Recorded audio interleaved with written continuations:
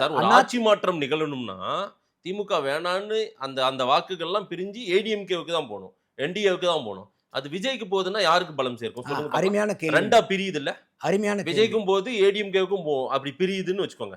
அப்படின்னும் போது பிரியும் போது யாருக்கு பெரிய பலம் சேர்க்கும்? அருமையான கேள்வி நீங்க கேட்கறது. இதுக்கு வந்து பாத்தீங்கன்னா நான் 2 விஷயத்துல நான் பார்க்குறேன். இப்ப அதிமுகல எடுப்பாங்களா? எடுப்பாரு விஜய். இங்க 1 ஓட்டு எடுத்தா அங்க 2 ஓட்டு எடுப்பாரு. இது ஈக்குவேஷன் வச்சுங்க. இது 1. சரி. அதிமுகவை அப்படியே தொடாம போயிட மாட்டாருன்னு நான் சொல்லல. அதிமுகவுக்கும் அடி விழுவும், திமுகவுக்கும் விழுவும், அங்க சேர்த்து விழுவும். இங்க 1ன்னா அங்க 2. 2வது நீங்க அரித்தமெட்டிக் வாங்க. 2021ல திமுக 2016 விட திமுக கூட்டணி 159 சீட்டு ஜெயிக்கிறாங்க.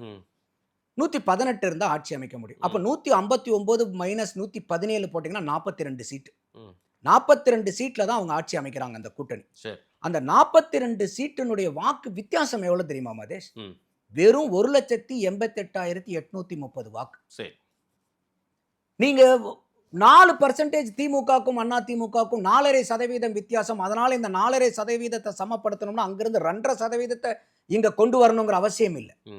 விக்டரி மார்ஜின் அந்த 43 சீட்ல வெறும் 1,88,830. இந்த இதுல பாதி வந்து இந்த ஓட்டு அவர் அதிகமா எடுத்து இந்த ஓட்டை இவங்க ஒரு டிஃபரன்ஸ் வந்து பாத்தீங்கன்னாக்கா 2 லட்சம் வச்சுங்க ரவுண்டா.